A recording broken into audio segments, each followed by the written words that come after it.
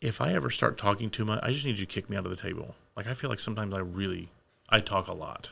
Maybe I'm just used to it. I don't know.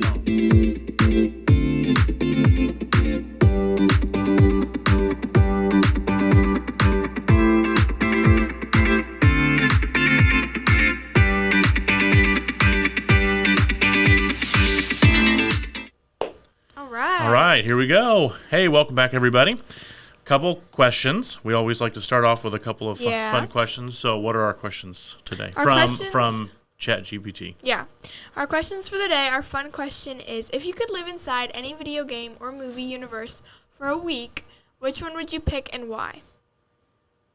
For just a week. So this isn't like a permanent thing. Yeah, I guess I didn't read that. Okay, first. Any fictional universe for just a week. I'm going to say Lord of the Rings, like the universe, like the Lord of the Rings, like that movie. I was looking... Because it's like epic. It's like epic proportions. Yeah. Like warriors and men's men and just kind of, I think that would be pretty cool. Yeah, it seems like a you answer. It seems like a me answer? I don't know. I'm the one that gave it. I feel like you've given Lord of the Rings as like an answer for multiple questions. Not that it's a bad thing. I just wanted to put that out there. It's a very good. I like it. It's a very good series. Okay, what's your answer? I don't know. I had to look up what movie fictional universes because I didn't in case I was forgetting a good one. Why are you smiling? Nothing. I just thought you already had an answer. High School Musical. Yeah, High School Musical. Does that count though? That seems like such a chintzy Would you be one of the answer characters, or would you be just like what? A backstory, like a awesome side character, like an extra, like what? No, I'd be one of the characters if I had the choice. Okay, let me make specific High School Musical 2. So would you be like the random girl in the background as Sharpay slams her locker? Or as a random song just starts going, would you be confused in the background like, what is happening right now? No, I would actually be a character. But specifically High School Musical 2 because they're not at the beach, but Okay, this is the universe though. Oh. This is so... The High School Musical 2 universe. Oh, okay. So maybe I'm it's all part of the same universe. Setting, right, that's the setting of the movie. Wow. So you have to travel with the crew. Can I have that week to travel with the crew to be part of the second movie, you'd have to be friend to somebody. Okay, I get it. See, every time you do the questions, you ruin my answers. Would you be part of Sharpay's entourage? No. Or would you... If anything, I would be Sharpay instead of entourage. Oh, please no. Of all the characters in that movie, no, that's not Sharpay is the least of who I would want compared to her or her... What do you call it? Entourage? Rondage? What'd you say? Entourage. That's like your crew, like your group. I'd rather be her than her, followers. Fair point. So. All right. Anyway... That was deep question. Interesting. Yes. Now the deep question. Yes. How do you define happiness, and do you think it's something you can actively pursue, or more something that happens naturally? Good gracious! How do you define happiness? I feel like I had a good definition one time. It's like the emotion of inner joy. I feel like that's. Wait, what? Inner joy? Yeah. Okay. But emotional, I don't know. No. Joy would be in my definition, basically, because I kind of relate the two. I feel like happiness is a little bit, I'm sure there's a definition, like a dictionary definition for happiness, right? Yeah. Obviously. But I feel like when we're asked, how do you define happiness, that's a little subjective. So my happy place might be a little different than your happy place, right? Obviously. Yeah. Your happy place is clearly working out in the basement. My happy place would just be relaxing with the family, watching a movie, something like that. So that's my happy place too. Okay. And so I think, but as far as defining happiness, for me, if I could define happiness in a word, it'd be contentment. That's what I was going to say, sorry. You're very excited about that. No, contentment. A state of contentment and joy. I wanted to get that across before I forgot. Can I finish? Sorry, yeah, go ahead. Wow. Contentment, my task list completed, things finished, projects done, so that way, when we're relaxing as a family, there's nothing hanging over my head, just being content in the moment. That, to me, that would be happiness. Now, but second part of that question is, do you think it's something that you can actively pursue or more something that happens naturally? That's a good question. I think both. I think you can pursue happiness, right? Yeah. But if happiness is your end goal, I don't know that you will ever attain it. Does that make sense? Yeah, you'll always be wanting to chase that next thing or whatever. Yeah. However, if you pursue something greater, something that's outside of yourself, something that's bigger, like the purpose God has put on your life, something like that, right? Something bigger, then I think you can attain happiness without pursuing it directly. Does that make sense, or is that like a weird, convoluted answer? No, that's really good. Okay, all right. No, that makes total sense.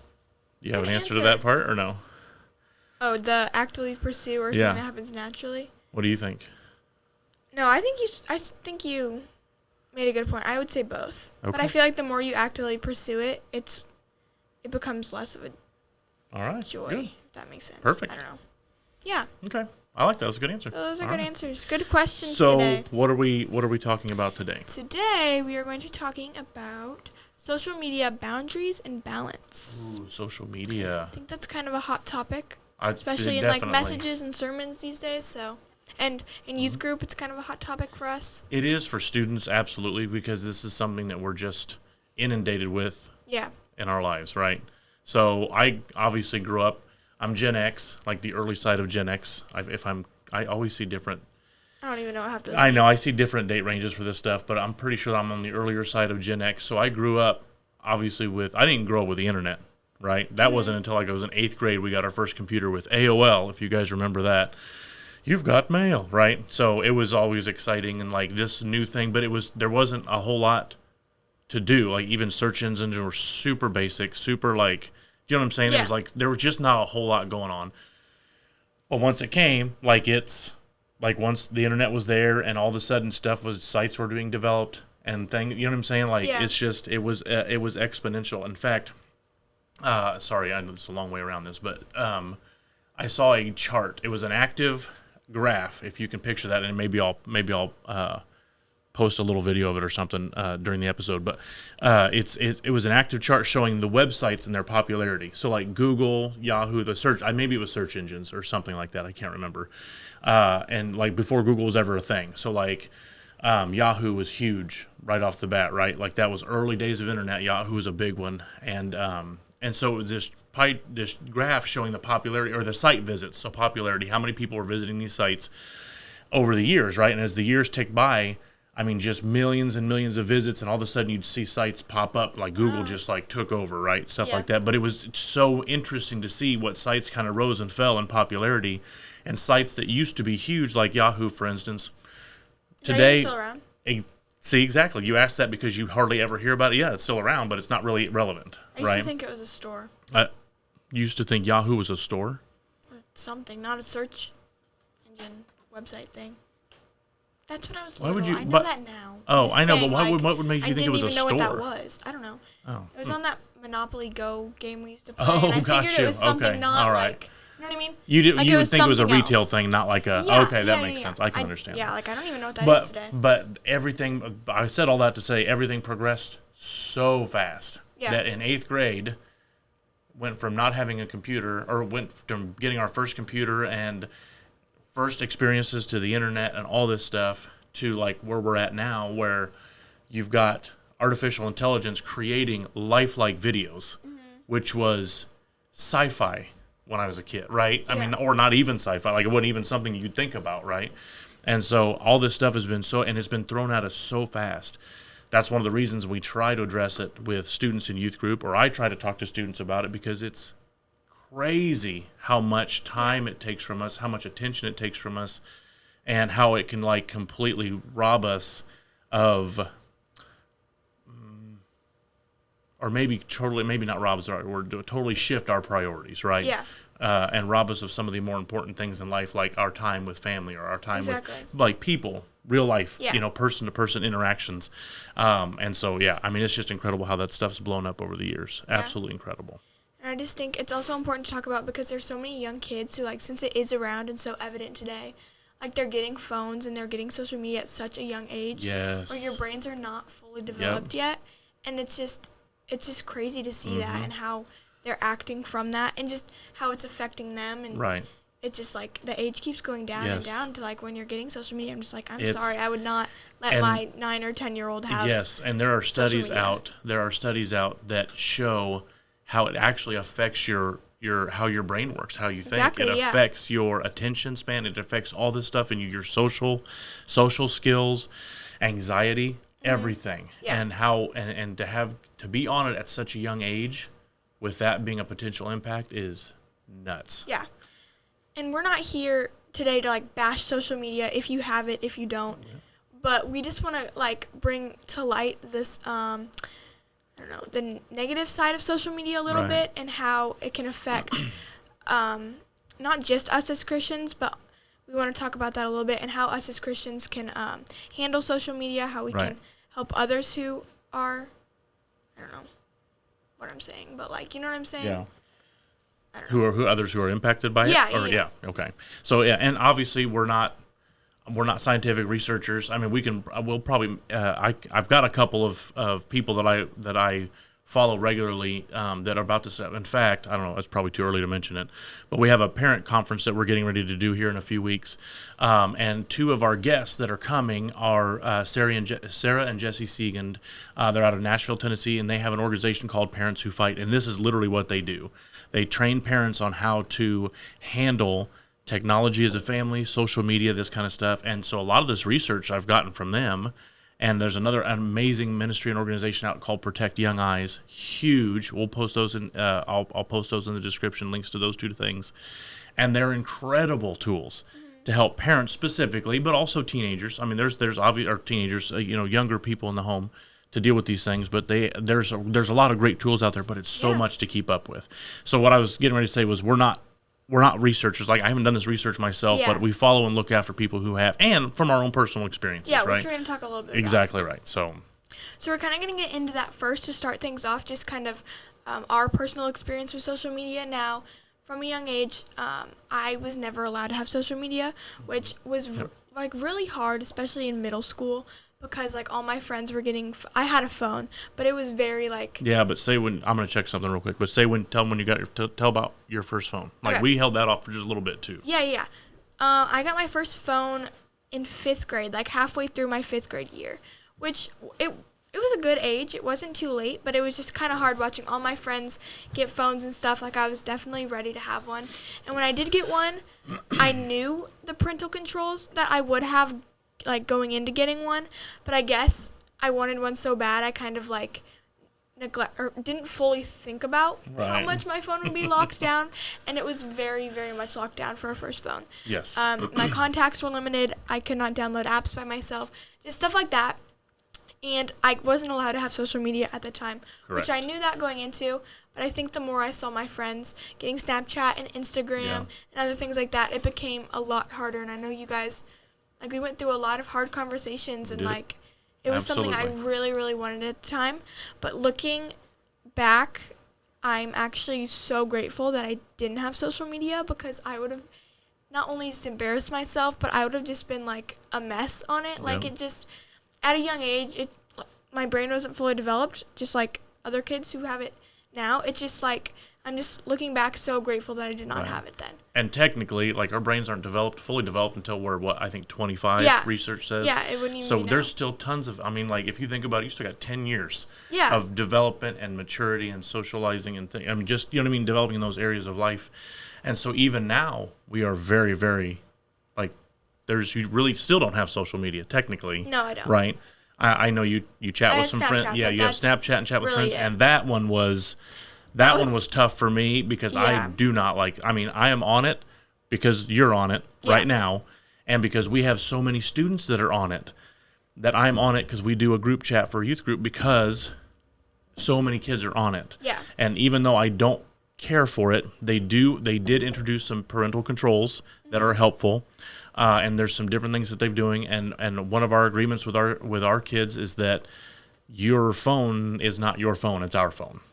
We have full access to it no matter what, and the kids charge their phones downstairs. They're not in their rooms, and so we've tried our best. We've got parental controls not only on phones, but we've got our Wi-Fi has some lockdown stuff on it at home. So even our Wi-Fi at home, which you probably didn't even know that, right? Our Wi-Fi at home has locked down to an extent that has filters and stuff on it, and so we try our best.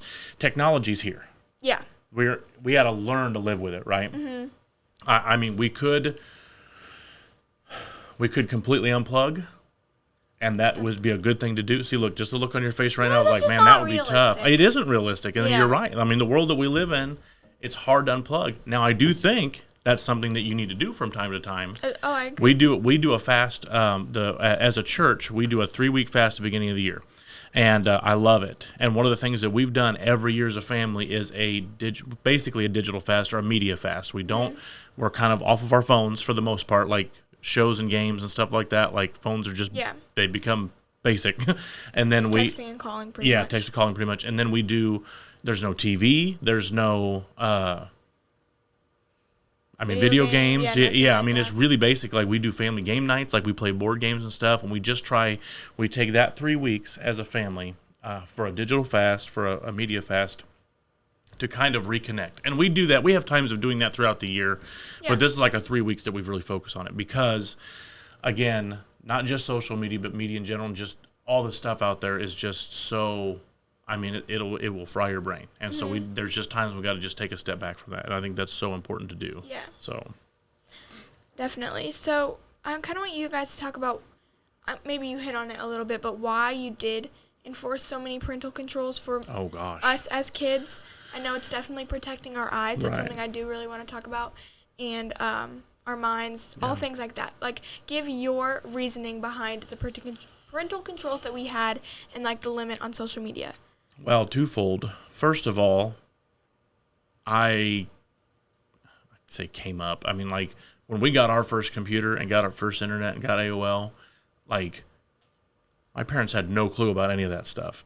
There was obviously no parental controls on anything. It was just kind of like wide out in the open. It was there, yeah. It was there. If I could search for it, I'd find it. And there were some things, I'm just going to be very honest, there's some things I stumbled across that I wish I'd never stumbled across. Yeah. Right? And so it's one of those things where from personal experience, I'm like, hey, you can't just leave something wide open. And again, through some of these ministries like Protect Young Eyes and Parents Who Fight, I've learned a ton of things like having a phone or a device in your child's room is like leaving their bedroom open to the world 24/7. That is not good, right? There is no reason that's a good thing. And so having some of those parental controls and locks and boundaries, setting boundaries. But here's the other thing, though. It's not like I just said, hey, because we said so. We've always had very honest conversations about why we do this, because we're trying to protect. My goodness, you're only a kid once. Mm-hmm. And there's so many important things to grow and develop in and to nurture as you're growing up. That social media and a phone, even just a phone, text messaging friends back and forth, and constant connection with all these people that I never had growing up, right? Not only did we not grow up with that, I grew up out in the country. I had connection with nobody but my brother. And if he's watching right now, we grew to love each other more as we grew up and matured. But man, it's just me and my brother out in the country. We were miles away from anybody. We couldn't even ride bikes into town to hang out with friends because we were far enough from town. Like, that just wasn't an option, right? And so, it was so different growing up. And I don't even know where I was going with that. Where was I going with that? Why? I totally lost my train of thought on that. I'm so sorry. Our parental controls. Oh, yeah. Sorry. So parental control. So it was so different from when I was growing up. Like, we're learning all this stuff now, and like how it impacts you, and all these things that have changed so fast. It's like that's one of the reasons we've kind of set these boundaries and locked these things down, because you're only a kid once, Yeah.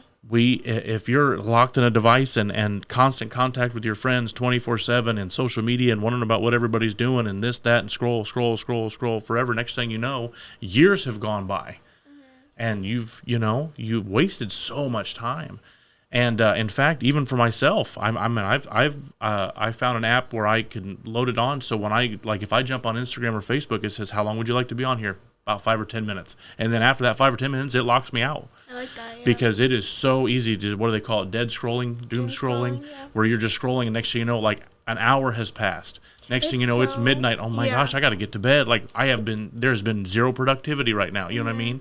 And it is an awful thing to fall into. So sometimes you just got to set those boundaries and really work on protecting your time, protecting your attention, and protecting your heart. Yeah. Because there's so much garbage out there. I totally agree. Yeah. I will say I definitely, like I said, I do appreciate the parental controls that we've had, and I like how as we've grown up, they've lessened over the years, and we've talked things out, we've gained trust, all that stuff. So obviously my phone is not as locked down now as it was in 5th grade. And now I can have Snapchat and things like that, which I'm very grateful for. But I just love how, as a parent, like you said, you've never said because I said so. Like, we've always talked things out, had heart-to-heart conversations. And over the years, we've grown from that. We've lessened some controls, and we've learned and grown, and I really do appreciate that. Now, were those conversations always easy? No. And did you always agree with those conversations? No, I did not. There'd be times, hopefully you don't mind me saying this, there'd be times when she'd be like, but don't you trust me? Yeah. And that's like, dang, of course I trust you. Number one, I do trust you. But number two, sometimes we have impulses and things that just happen, right? Yeah. Especially if all this is opened up to us. It's not necessarily about trust. It's like, do I trust you to drive well? Well, sure. Well, there could be loose gravel that comes out of nowhere, so we wear a seatbelt. Yeah, you know what I'm saying? Good. There could be a deer that jumps out. Like, it's not always about trust. It's like there's other elements that are around these subjects and these things that are sometimes outside your control. Yeah. And the other thing that I always told you was, yes, for the most part, yes, of course I trust you. We have hopefully raised you up to make good choices, to make good decisions. So yes, in that respect, I do trust you. But we also have the element of other people involved in this. I was going to say, just another driving analogy. Everyone's it's like there are other drivers on the road out there on social media and texting and Snap and all this stuff. And it's like, I trust you. I don't trust teenage boys. Yeah. Do you know why? I used to be a teenage boy. And I wouldn't trust myself, right? Yeah. You know what I'm saying? If we had and I say this all the time, thank Jesus I did not have social media growing up. I would have been an absolute idiot, and that idiocy would still be around on the internet right now. Because stuff lives on forever. Yeah. You know what I'm saying? Yeah. It's just oh my gosh. It's absolutely, I just thank God I didn't have it. I'm just so thankful I did not have it, because I'm serious. I would have made some really stupid choices. I already made stupid choices growing up as a kid, and unfortunately that's how we learn, but it's like, it would have been compounded had we had social media when I was growing up. So I'm just so thankful I did not have that. But well, I'm glad we talked about our personal experience here. No, I think that's good. Just to see how we do things as a family, and how I really am honestly grateful that I don't have social media now. I may still have Snap, but I don't consider that as that's I'm more the way you're using it's more messaging. Like you're not And now I'm YouTube. I guess it's social media. Like, I'll watch some videos on there every once in a while or whatever. But one thing I have noticed, like, even if I'm looking at Instagram with Mom or something like that, just like you said, the amount of time that goes by. Yep. And which we're kind of going to get into it later, but like jealousy and comparison and things like that. It's like I'm always, like, sometimes you can get in such a deep dive on Instagram or social media, like, to their followers, and just, like, get all the stories, like, who's he dating? Who's she dating? Oh, what's up with this? Oh, she's, like, so pretty. I wish I looked like that. Like, things like that. And it's, like, constant also with, like, certain trends or something. Yeah, like, if I'm watching a video on something, like, one person's saying that this is the healthiest way to do that. I think that's kind of where I've gotten in my head about health stuff, too, that I've, like, I wouldn't say I struggle with it, but it's something that's like, I'm always like, oh, they're doing this for their skin or their health or their body. I'm like, I need to go by that now. Like, that's what I see when I pull up YouTube or Instagram or whatever platform I'm on whosever phone, like whatever. Right. And that's also kind of down a trail you don't want to get on. And it leads to comparison and thinking, like, of worldly things that are, like, not important. Do you know what I mean? No, I get that. Or also stuff like, okay, is this even true or not? Like, exactly, it's like you so don't hard know. to tell. You honestly don't know. But I just think, as like a teenage girl now, already like most teenagers in general struggle with comparison or jealousy or FOMO or anything like that. Whoa, what? FOMO. What's FOMO? Fear of missing out. Right? Okay. I didn't think about that for a minute. I thought that's what it was, but I wanted to make sure. Oh, you actually didn't know that? I thought you were asking me to just like. No, well, maybe somebody watching didn't know that. I was pretty sure that's what it was, but I wanted to make sure. Yeah. So fear of missing out. Yeah. So this would be part of maybe like attached to comparison a little bit. Yeah, a little bit. Like you compare your life to somebody else's, or like your friends are hanging out. Or like if I'm seeing like my friends together somewhere else, or like something like that, which literally everyone deals with.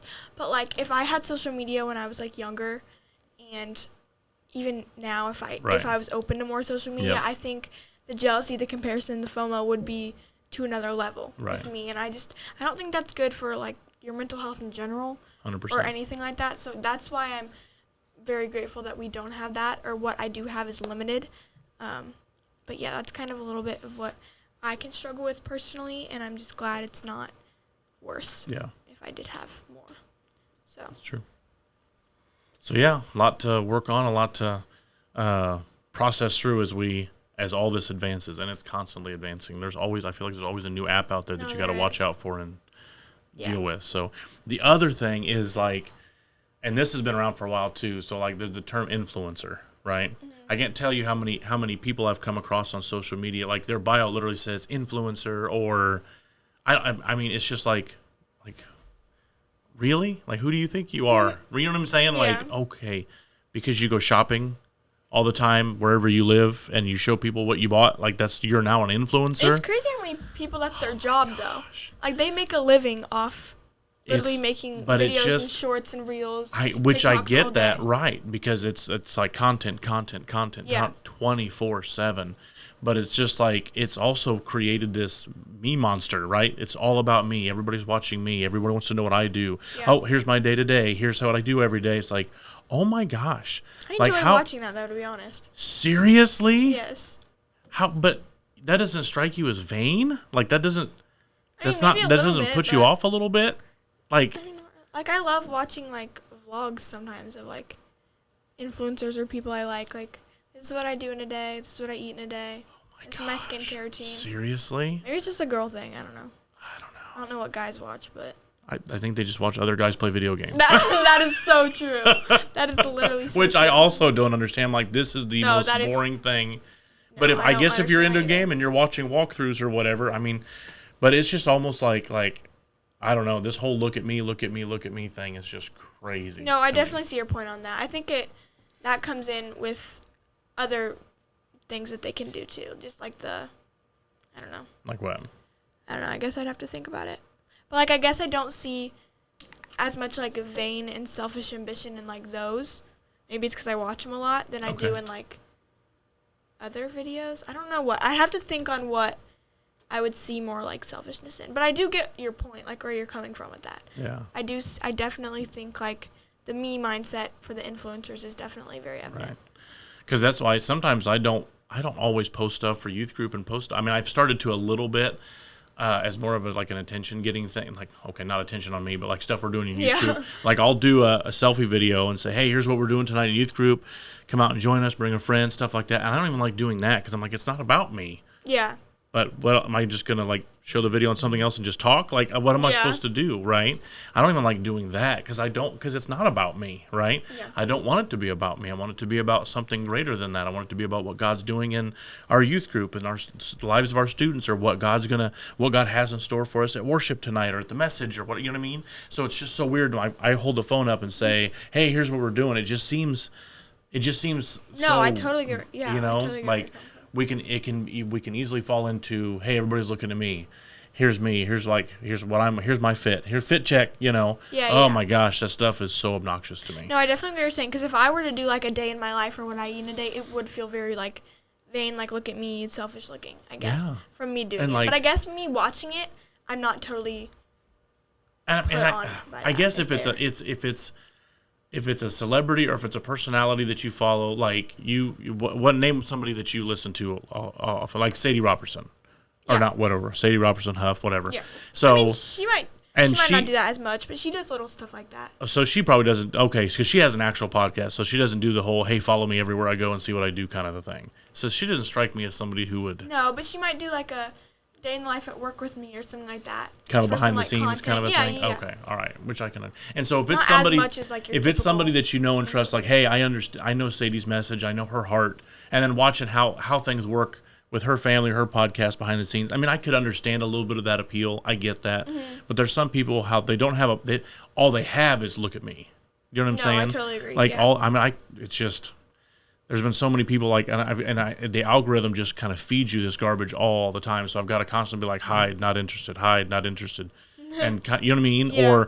Or if I keep seeing it, like, flat out block, because I just don't want to see You know what I'm saying? Like, you just got to be careful. There's just stuff that the algorithm will just throw garbage at you. You know what I'm saying? Yeah. And so it's just kind of navigate some of that stuff. So anyway, but it's very easy to become self-centered.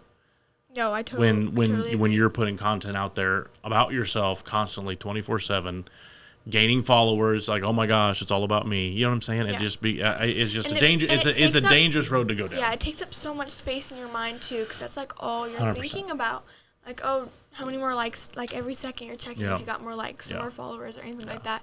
And I just don't think that's a healthy mindset to always be in. Absolutely. Like, put all your focus and energy in. Yeah. I get it if you're an influencer, that's your job, I guess, but... Right. And that was one of the things when we were talking about this podcast, we might have talked about it on the first episode, but when we were talking about doing this podcast, I said, one of the things we talked about was like, this doesn't need to be 1 million followers or thousands of followers or worldwide or nationwide or state. I don't care.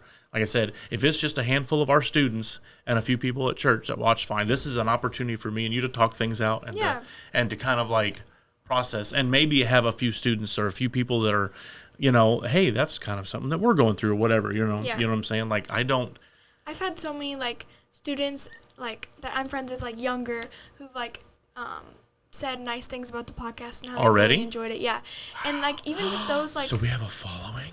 I'm just joking.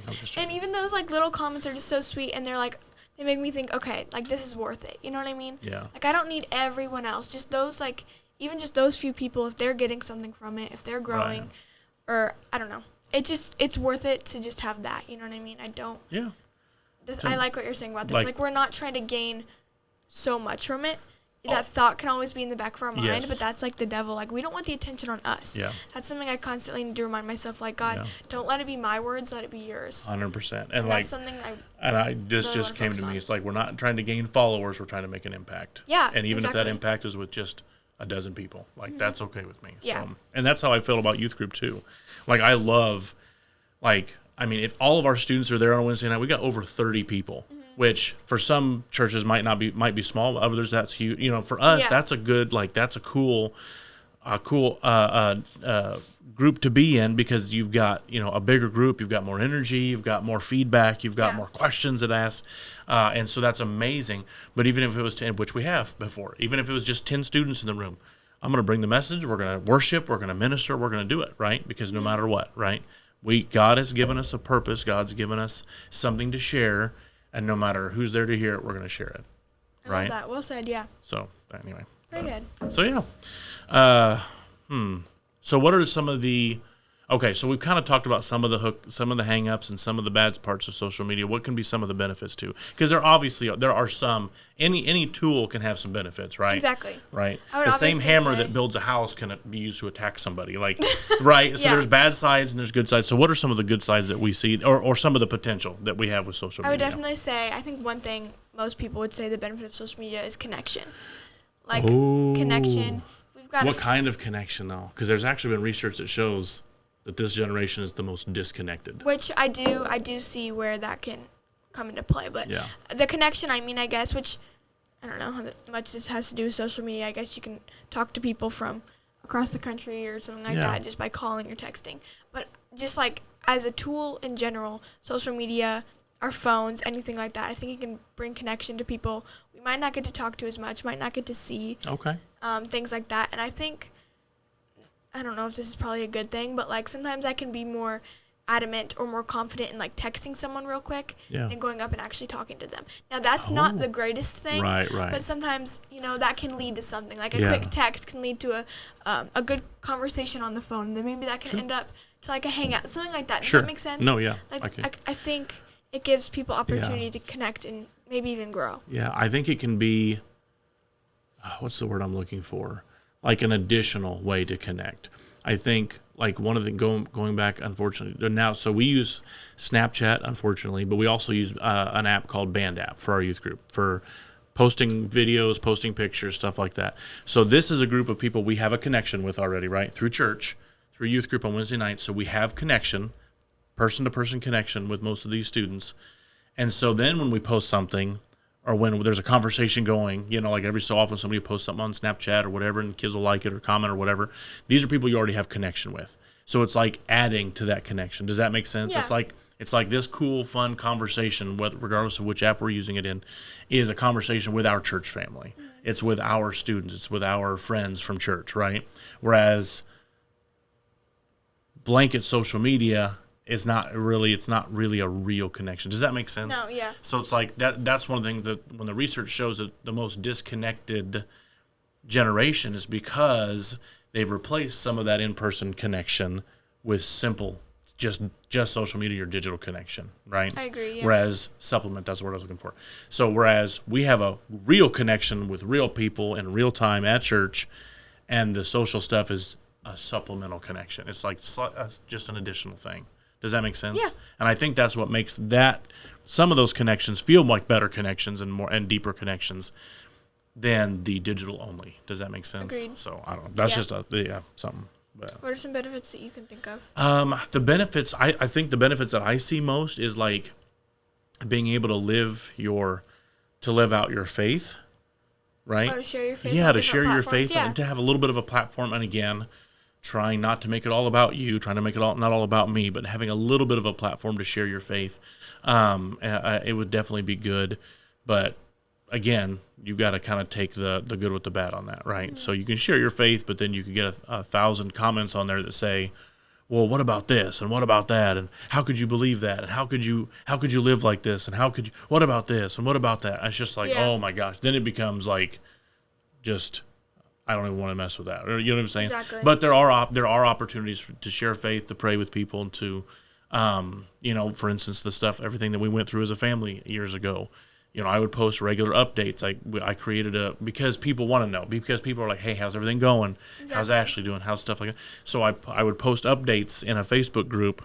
It was a private group or whatever, but would post updates, and here's what we're going through, and here's a great thing that happened, and what I would share verses, and you know what I'm saying? Yeah. Like I would actually if I remember correctly, I would actually post prayers, right?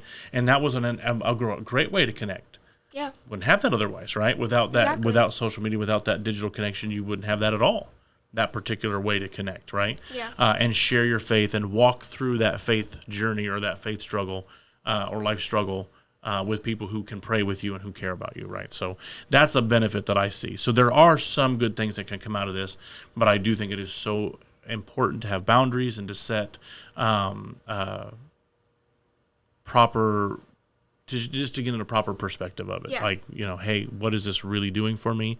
Is this good or bad, right? Yeah. This kind of thing. So. And some boundaries. I know we've already talked about the time limit thing that you have. Oh, yes. Time limit, definitely. I know there's I don't know what you would call it. I don't know if it's an app. I know Sadie talked about it on her podcast how, is it called Covenant Eyes maybe?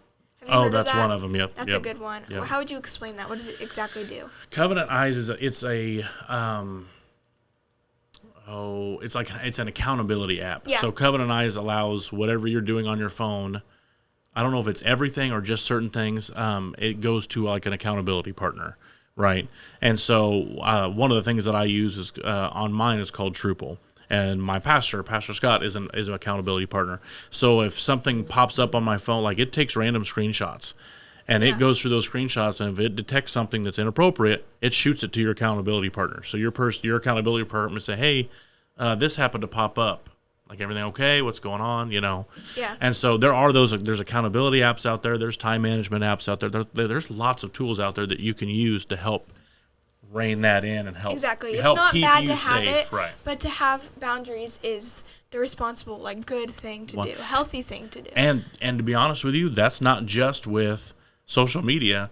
Like, we need to have boundaries with lots of stuff in life, of course, right? Yeah. I know we'll probably have an episode coming up talking about relationships, but if you're talking to somebody and you're, hey, is this something that we can see a future with each other? Well, you still need to set boundaries. You don't spend time alone together. You don't, you know what I'm saying? Yeah. Hang out with friends in a friend group as you get to know each other. I mean, there's a lot of things we have to draw boundaries around in our lives. We got to protect ourselves and stuff like that. So that's a good thing, No, very well said. I kind of want to wrap up with a point, above all else, we need to guard our hearts and our eyes and make sure we're filling our mind with things that glorify God and not the world. It can be so hard. Social media just feeds so many things from the world into our eyes, into our hearts. And I know I think we're going to make this point or talk about this a little more in another episode. But I really like the saying, garbage in, garbage out. Oh, 100%. So if you're filling your brain with so much Yes. garbage and so much worldly And your things, heart. that's Yep. how you're going to act. That's what's going to come out of your Yep. mouth, things like that. And not all things on social media are bad, but not all of them are good either. You can be getting shown messages or godly content, but again, not all of it is like that. Right. So it's very important that you're guarding your mind and filling your heart with things from above. Absolutely. So to finally wrap up the episode, I know you already mentioned it a little bit, but I do want you to talk about the Fighting for Family Parenting Conference. Yeah. I want to talk about a little bit how you had that idea maybe and how it's getting going. And So this is something I've had on my heart to do for years and years. And I've talked to Pastor about it off and on, and just kind of like, hey, what do you think about this? Is this something maybe we could try to do sometime and host as a church, and just kind of back and forth on it. And it does take a lot of organization and preparation and stuff like that. But so I've been back and forth on it. Well, finally, I can't remember, sometime last year, like last summer, I'm like, you know what? I'm just going to do it. Like, let's just do it. And so, so the speakers we have coming in are Joe McGee. He's our keynote speaker in the evening. So Friday night and Saturday night. This is September 12th and 13th, here in a little over a month. And Joe McGee's our speaker Friday night and Saturday night, and he'll be here. He'll stick around for church on Sunday morning as well, so he'll be a guest speaker on Sunday morning church. And he is phenomenal. He's done speaking. He's been actually here. It's been many years. He's been here before, and he speaks on family. He speaks on raising kids. He speaks on all this stuff. But he's so funny. He's so down to earth, and he's so relatable and just fun to listen to. I'm super excited to have him in. But then for our Saturday breakout sessions, so we're going to have 4 total sessions, 2 in the morning, 2 in the afternoon. And our morning sessions are going to be an all-in session with Sarah Segan of Parents Who Fight, and that's going to be everybody in the sanctuary. And then we'll actually have, there'll be an adults-only section, and then we're going to have a breakout. Hopefully we'll get some students that register too. Yeah. But we're going to have a student section, so youth group age, so 7th grade and up. Will be in the youth room, and a young man named Elijah is coming in, and he's going to talk about fighting for your generation. Like we talked about my generation, Gen X, your generation, which would be like Gen Alpha or something. I have no idea. There's so many names. But anyway, fighting for your generation. Like we have a generation now that is, I believe, one of the most open to the things of God, because you can see how messed up the world is, yes, right? That's good. Like it's almost like the veil has been torn away, and we can see the world is nuts. Like it's crazy out there, and there's so much craziness going on, and so we need to fight for our generation as young people, as students, right? Mm-hmm. It's like, hey, I've got kids in my school who need Jesus. I've got kids sitting right next to me in class who need Jesus. Like we need to fight for our generation, right? Yeah. So Elijah's going to talk about that, and I'm super stoked about it. And then in the afternoon, so we've got a couple more breakout sessions. Elijah will go with Jesse Segan and go in the sanctuary and talk to some of the adults and do some Q&A about, some of the parents might ask questions. Hey, as you grew up early on with social media, because he's in, I think he just graduated college. I think he's college age, and so he'll speak to that kind of from a younger perspective, right? And then Sarah from Parents Who Fight will come in, and speak to the students.